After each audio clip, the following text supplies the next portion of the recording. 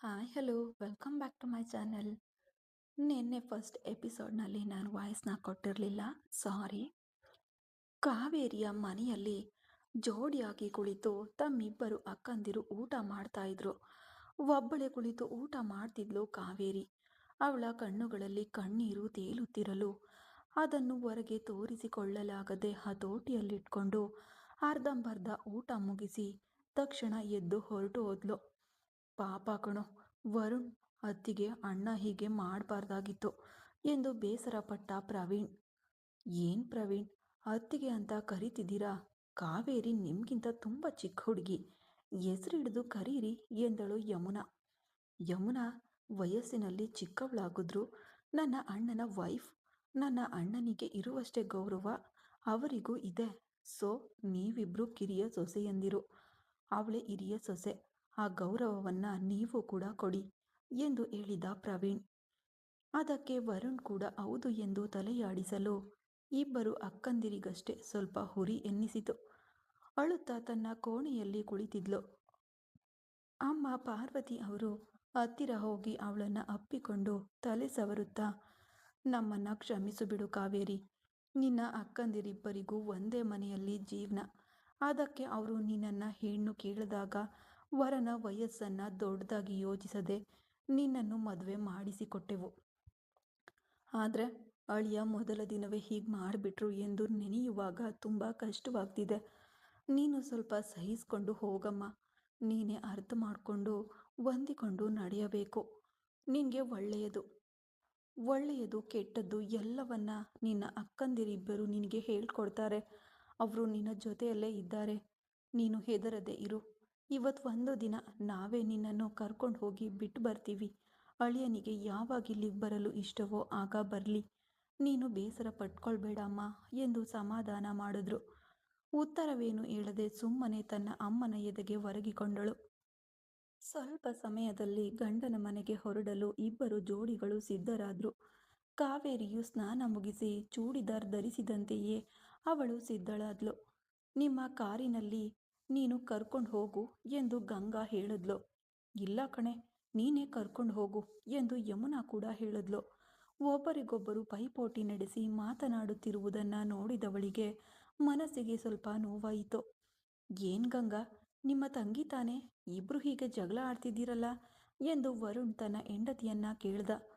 ಯಮುನಾ ಮುಂಭಾಗದ ಸೀಟು ಖಾಲಿಯೇ ಇದೆಯಲ್ಲ, ಅತ್ತಿಗೆ ಬರೋದ್ರಲ್ಲಿ ನಿಮ್ಗೇನು ಪ್ರಾಬ್ಲಮ್ ಎಂದು ಕೇಳಿದ ಪ್ರವೀಣ್. ನಾವೇನಾದರೂ ಜಾಲಿಯಾಗಿ ಮಾತನಾಡುತ್ತಾ ಹೋಗ್ತೀವಿ. ಅವಳು ಚಿಕ್ಕ ಹುಡುಗಿ, ಅವಳು ಯಾಕೆ ಮಧ್ಯದಲ್ಲಿ ಎಂದಳು ಯಮುನಾ. ಹಲೋ, ನೀವಿಬ್ರು ಅರ್ಥ ಮಾಡ್ಕೊಳ್ಳಿ. ಅವರು ನಮ್ಮ ಮನೆಯ ಹಿರಿ ಸೊಸೆ, ನಮ್ಮ ಅಣ್ಣನ ಹೆಂಡತಿ. ಚಿಕ್ಕ ಹುಡುಗಿ ಅನ್ನೋದು ನಿಮಗೆ ಮಾತ್ರವೇ. ಈಗ ಆ ಮನೆಯ ಹಿರಿಯ ಸೊಸೆ ಅವರು. ಆ ಗೌರವವನ್ನು ನೀವು ಸಹ ಕೊಡಿ ಎಂದು ಎಚ್ಚರಿಸಿದ ಪ್ರವೀಣ್.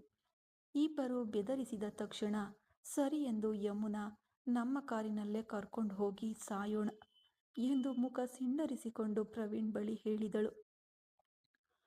ಅದನ್ನು ಕೇಳಿಸಿಕೊಳ್ಳುತ್ತಿದ್ದ ಕಾವೇರಿ ಆಗಷ್ಟೇ ರೂಮಿನಿಂದ ಹೊರಗೆ ಬಂದಳು.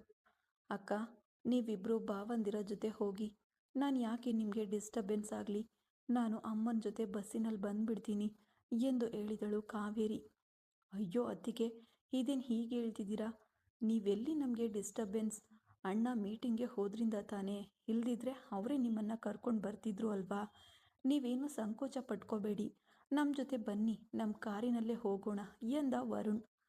ಇಲ್ಲ ಬಾವ, ನೀವು ಹೋಗಿ. ಮೊದಲಿಗೆ ಮದುವೆಯಾಗಿ ಹೋಗುವಾಗ ಹೀಗೆ ಒಂಟಿಯಾಗಿ ನಿಮ್ಮ ಜೊತೆ ತುಂಬ ಕಷ್ಟ. ನೀವಿಬ್ಬರು ಹ್ಯಾಪಿಯಾಗಿ ಹೋಗಿ. ಅಕ್ಕ, ನೀವಿಬ್ಬರು ಹ್ಯಾಪಿಯಾಗಿ ಹೋಗಿ, ನನಗೇನೂ ತೊಂದರೆ ಇಲ್ಲ. ನಾನು ಸಂತೋಷವಾಗಿ ಇದ್ದೇನೆ. ಅಮ್ಮನ ಜೊತೆ ನಾನು ಬರ್ತೀನಿ, ನೀವು ಸಂಕೋಚ ಪಡದೆ ಹೋಗಿ ಎಂದು ಇಬ್ಬರು ಜೋಡಿಗಳನ್ನು ಕಳುಹಿಸಿಕೊಟ್ಲು ಕಾವೇರಿ.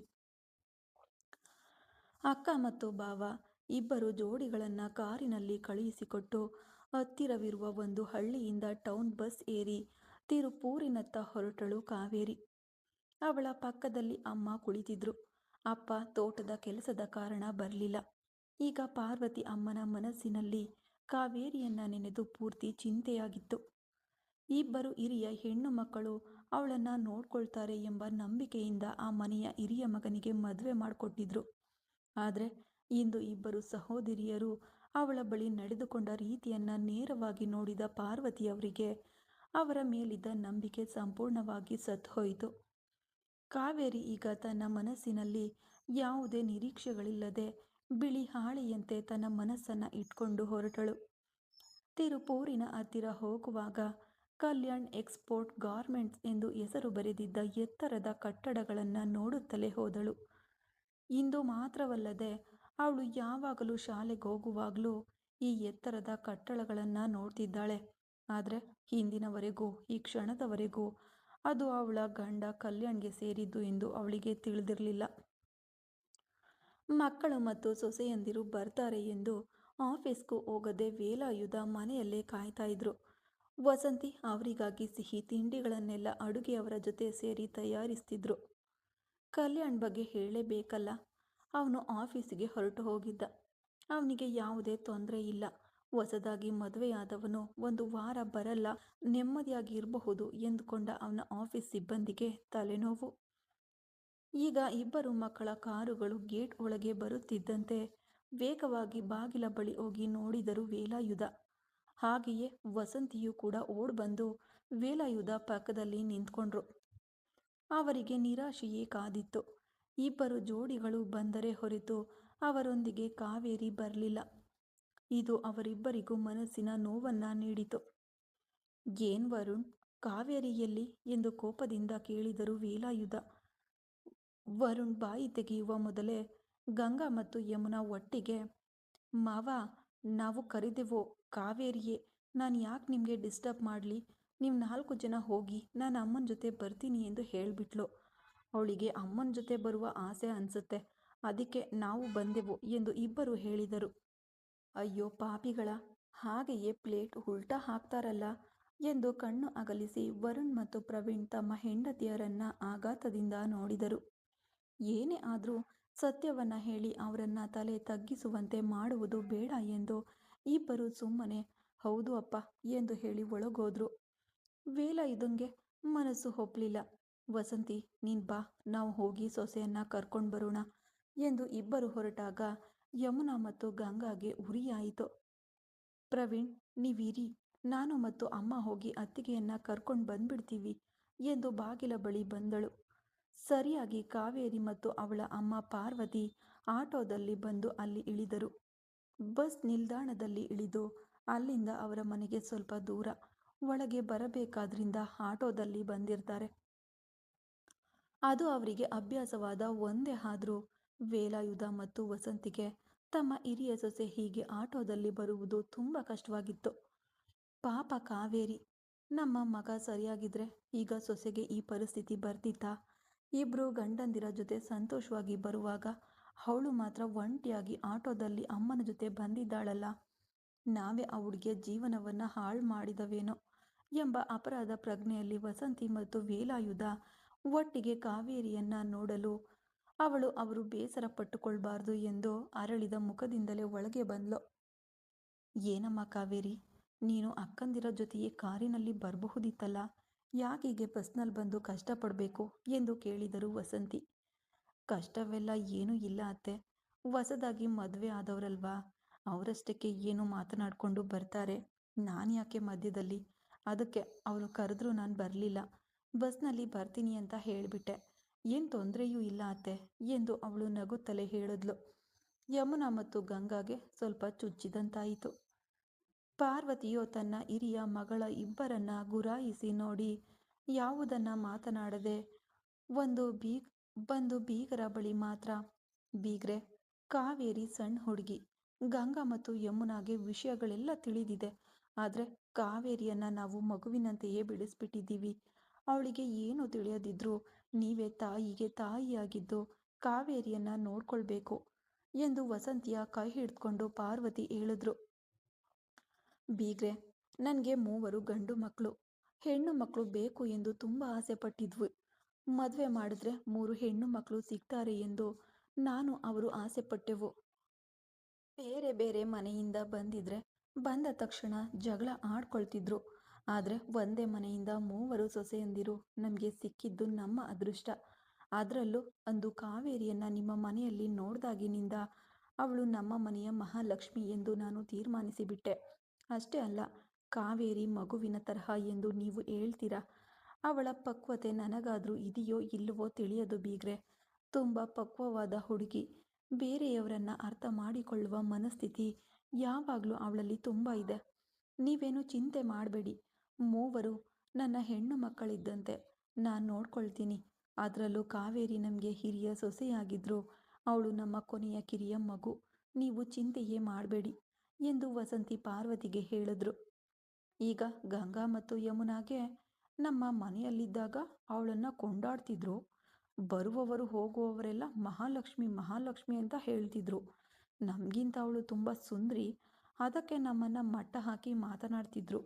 ಆದರೆ ಈಗ ನೋಡು, ಗಂಡನ ಮನೆಯಲ್ಲೂ ಅದೇ ಪರಿಸ್ಥಿತಿ. ಇವಳನ್ನು ಆದಷ್ಟು ಬೇಗ ಮನೆಯಿಂದ ತೊಲಗಿಸ್ಬೇಕು.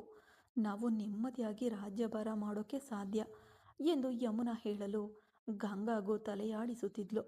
ಇಬ್ಬರ ಕುತಂತ್ರ ತಿಳಿಯದೆ ಕಾವೇರಿಯು ದೂರದಲ್ಲಿ ನಿಂತು ತನ್ನ ಅಕ್ಕಂದಿರನ್ನ ನೋಡಿ ಪ್ರೀತಿಗಾಗಿ ಹಂಬಲಿಸುತ್ತಿದ್ಲು. ಆಗ ಗಂಗಾ ಯಮುನಾಳ ಬಳಿ, ನಾವು ಅವಳನ್ನು ಮನೆಯಿಂದ ಓಡಿಸುವುದು ಬೇಡವೇ? ನಿನ್ನೆ ಫಸ್ಟ್ ನೈಟ್ನಲ್ಲೇ ಅವಳನ್ನು ಬಿಟ್ಟು ಓಡಿ ಬಂದಲ್ಲ ಅವಳ ಗಂಡ. ಅವನೇ ಆದಷ್ಟು ಬೇಗ ಓಡಿಸ್ಬಿಡ್ತಾನೆ ಬಿಡು. ಅದಾದಮೇಲೆ ಅವನು ಒಂಟಿ ಮರವೇ. ಈ ಆಸ್ತಿಯೆಲ್ಲ ನಿನಗೂ ನನಗೂ ಮಾತ್ರ. ನಮ್ಮ ರಾಜ್ಯಭಾರವೇ ಭಾರ. ನೋಡ್ಕೋಬಹುದು ಬಿಡು ಎಂದು ಮೆಲ್ಲನೆ ಮಾತನಾಡಲು ಇಬ್ಬರ ಧ್ವನಿಯು ಹೊರಗೆ ಕೇಳಿಸದಿದ್ರು ಇಬ್ಬರ ಮುಖ ಭಾವನೆಯನ್ನು ಪಾರ್ವತಿ ಗಮನಿಸಿದ್ರು. ಈಗ ಅವರು ಇಬ್ಬರ ಬಳಿಯೂ ಬಂದು, ನಿಮ್ಮಿಬ್ಬರ ಹತ್ರ ಸ್ವಲ್ಪ ಮಾತಾಡಬೇಕು, ಒಳಗೆ ಬನ್ನಿ ಎಂದು ಹೇಳಿದ್ರು. ಯಮುನಾಳ ಕೋಣೆಗೆ ಪಾರ್ವತಿಯನ್ನ ಕರ್ಕೊಂಡು ಹೋದ್ರು. ಯಾರಿಗೂ ತಿಳಿಯದಂತೆ ಈಗ ತನ್ನ ಇಬ್ಬರು ಹೆಣ್ಣು ಮಕ್ಕಳಿಗೆ ಬುದ್ಧಿ ಮಾತನ್ನ ಹೇಳಿದರು ಪಾರ್ವತಿ. ನಮ್ಮ ಮನೆಯಲ್ಲಿದ್ದಾಗ ಕಾವೇರಿಯನ್ನ ನೀವು ಶತ್ರುವಿನಂತೆ ನೋಡಿದ್ರಿ. ಅವಳನ್ನು ತುಂಬ ಕಷ್ಟಪಡಿಸಿದ್ದೀರಾ. ಅವಳ ಜೊತೆ ನೀವು ಸೇರಿ ಮಾತನಾಡಿ ನಕ್ಕಿದ್ದು ಕೂಡ ಇಲ್ಲ. ಆದರೆ ನಿಮ್ಮಿಬ್ಬರ ಮದುವೆ ಚೆನ್ನಾಗಿ ನಡಿಬೇಕು ಎಂದು ಅವಳು ತನ್ನ ಜೀವನದ ಬಗ್ಗೆಯೂ ಯೋಚಿಸದೆ ನಾವು ಹೇಳಿದ ತಕ್ಷಣ ಮದುವೆಗೆ ಒಪ್ಕೊಂಡಿದ್ದಾಳೆ. ಈ ಮನೆಯಲ್ಲಿ ನಿಮ್ಮಿಬ್ಬರ ಆಟವನ್ನು ಅವಳ ಬಳಿ ತೋರಿಸ್ಬೇಡಿ. ಅವಳು ಚೆನ್ನಾಗಿ ತನ್ನ ಜೀವನವನ್ನು ಮಾಡಲಿ. ನಿಮ್ಮಿಬ್ಬರ ಬಗ್ಗೆ ನನಗೆ ಚೆನ್ನಾಗಿ ಗೊತ್ತು. ನಿಮ್ಮನ್ನು ಹೆತ್ತ ಅದೇ ಹೊಟ್ಟೆಯಲ್ಲೇ ಅವಳನ್ನು ನಾನು ಹೆತ್ತಿರೋದು. ನಿಮಗಿಂತ 4 ವರ್ಷ ಅವಳು ಸಣ್ಣ ಹುಡುಗಿ. ಗಂಗಾಗಿಂತ 6 ವರ್ಷ ಅವಳು ಸಣ್ಣ ಹುಡುಗಿ. ಆದರೆ ನಿಮ್ಮಿಬ್ಬರಿಗೂ ಅಕ್ಕನ ಸ್ಥಾನದಲ್ಲಿ ಅವಳು ಇಲ್ಲಿದ್ದಾಳೆ. ನಿಮ್ಮಿಬ್ಬರಿಗಾಗಿ ತುಂಬ ವಿಷಯಗಳನ್ನು ಅವಳು ಬಿಟ್ಕೊಟ್ಟಿದ್ದಾಳೆ. ನಿಮ್ಮಿಬ್ಬರ ಪ್ರೀತಿ ಸಿಗದೆ ಅವಳು ತುಂಬ ದಿನ ಹಂಬಲಿಸಿದ್ದಾಳೆ. ಅಲ್ಲಿ ಅವಳಿಗೆ ಆಸರೆಯಾಗಿ ನಾನು ಅಪ್ಪನೂ ಇದ್ವಿ. ಇಲ್ಲಿ ನಿಮ್ಮಿಬ್ಬರನ್ನ ಮರಳಿ ನಂಬಿ ನಿಮ್ಮ ಬಳಿ ನಾನು ಮಾತನಾಡುತ್ತಿರುವುದಕ್ಕೆ ಒಂದೇ ಕಾರಣ. ಇನ್ಮೇಲಾದರೂ ಅವಳನ್ನು ಶತ್ರುವಾಗಿ ನೋಡದೆ ಚೆನ್ನಾಗಿ ಇಟ್ಕೊಳ್ಳಿ. ಅವಳ ಮನಸ್ಸನ್ನು ಕಷ್ಟಪಡಿಸ್ಬೇಡಿ. ನೀವೇ ಅವಳ ಸೌಂದರ್ಯಕ್ಕೆ ಹೊಟ್ಟೆ ಕಿಚ್ಚುಪಟ್ಟು ಅಲೆಯುತ್ತಿದ್ದೀರಾ. ಆದರೆ ಅವಳು ಯಾವಾಗಲೂ ತನ್ನನ್ನು ದೊಡ್ಡ ಸುಂದರಿ ಎಂದು ಅಂದುಕೊಂಡಿದ್ದೇ ಇಲ್ಲ. ಮನಸ್ಸಿನ ಮಟ್ಟದಲ್ಲಿ ಅವಳು ಮಗು. ಮೋಸ ವಂಚನೆ ಯಾವುದು ತಿಳಿಯದು ಅವಳಿಗೆ. ಅಮಾಯಕ ನಗುವಿನಿಂದ, ಅಮಾಯಕ ಮನಸ್ಸಿನಿಂದ ಈಗಲೂ ಅವಳು ನಿಮ್ಮ ಮೇಲೆ ತುಂಬ ಪ್ರೀತಿ ಇಟ್ಟಿದ್ದಾಳೆ. ಆದರೆ ನಾನು ಬೀಗರ ಜೊತೆ ಮಾತನಾಡುವಾಗ ನೀವಿಬ್ಬರು ಅವಳನ್ನು ನೋಡಿದ ರೀತಿಯೇ ಸರಿ ಇರಲಿಲ್ಲ. ನಿಮ್ಮ ಯೋಚನೆ ಯಾವುದು ಈ ಮನೆಯಲ್ಲಿ ನಡೆಯುವುದೂ ಇಲ್ಲ. ಯಾಕೆಂದರೆ ನನಗೆ ಬದಲಾಗಿ ಬೀಗರು ಅವಳ ಮೇಲೆ ತುಂಬ ಪ್ರೀತಿ ಇಟ್ಟಿದ್ದಾರೆ. ಆದರೂ ಗಂಗಾ ನಾನು ಹೆತ್ತ ಹೆಣ್ಣು ಮಕ್ಕಳು ಅಂತ ಹಕ್ಕಿನಲ್ಲಿ ಹೇಳ್ತಿದ್ದೀನಿ. ದಯವಿಟ್ಟು ನನ್ನ ಮಗಳನ್ನು ಕಷ್ಟಪಡಿಸಬೇಡಿ ಎಂದು ಹೇಳಿ ಹೊರಗೆ ಬಂದರು ಪಾರ್ವತಿ. ಆದರೆ ಆ ರೂಮಿನ ರೆಸ್ಟ್ ರೂಮ್ನಲ್ಲಿದ್ದ ಪ್ರವೀಣ್ ಎಲ್ಲವನ್ನ ಕೇಳಿಸ್ಕೊಂಡು ಬಿಟ್ಟಿದ್ದ. ಪ್ರವೀಣ್ ಒಳಗೆ ಇದ್ದಿದ್ದು ಗಂಗಾ ಮತ್ತು ಯಮುನಾಗೆ ತಿಳಿಯದೆ ಹೋಯಿತು. ಏನೇ ಈ ಅಮ್ಮನಿಗೆ ನಾವು ತಾನೇ ಹೆಣ್ಮಕ್ಳು, ಆದರೆ ಏನು ಕಾವೇರಿ ಕಾವೇರಿ ಅಂತ ತಲೆ ಮೇಲೆ ತೂಗಿ ಇಟ್ಕೊಂಡು ಇಲ್ಲೂ ಬಂದು ಮಾತನಾಡ್ತಿದೆ. ಇಲ್ಲಿ ನೋಡು ಗಂಗಾ, ಇದೇನು ಸರಿಯಿಲ್ಲ. ಇವಳನ್ನು ಆದಷ್ಟು ಬೇಗ ಮನೆಯಿಂದ ಕಳುಹಿಸಿ ಕೊಟ್ಬಿಡ್ಬೇಕು. ಇಲ್ದಿದ್ರೆ ನಾವು ಈ ಮನೆಯಲ್ಲಿ ತಲೆ ಎತ್ತಿ ಇರಲು ಸಾಧ್ಯವಿಲ್ಲ. ಹೋಗುವ ಕಡೆಗೆಲ್ಲ ಈ ಶನಿಯು ಬಂದು ತೊಲಗುತ್ತಿದೆ ಎಂದು ಯಮುನಾ ಹೇಳಿಕೊಳ್ತಿದ್ಲು.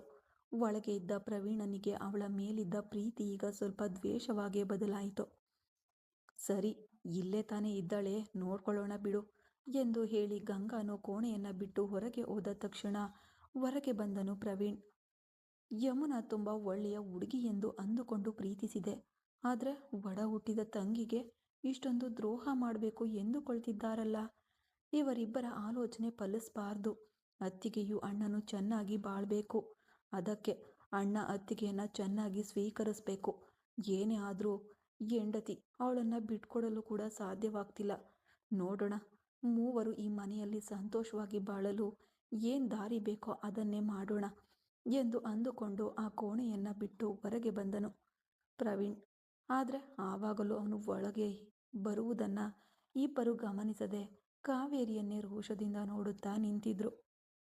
ಸ್ವಲ್ಪ ಸಮಯದಲ್ಲಿ ಪಾರ್ವತಿಯು ಕಾವೇರಿಯ ಬಳಿ ಹೇಳಿ ಮರಳಿ ಗಂಗಾ ಯಮುನಾ ಬಳಿ ಬಂದು ನಗುತ್ತಲೇ, ಸರಿಯಮ್ಮ, ನೋಡಿ ನಾನು ಹೋಗಿ ಬರ್ತೀನಿ ಎಂದು ಹೇಳಿ ಇಬ್ಬರು ಅಳಿಯಂದಿರ ಬಳಿಯೂ ಹೇಳಿ ಬೀಗರ ಬಳಿಯೂ ಹೇಳಿ ಊರಿಗೆ ಹೊರಟರು.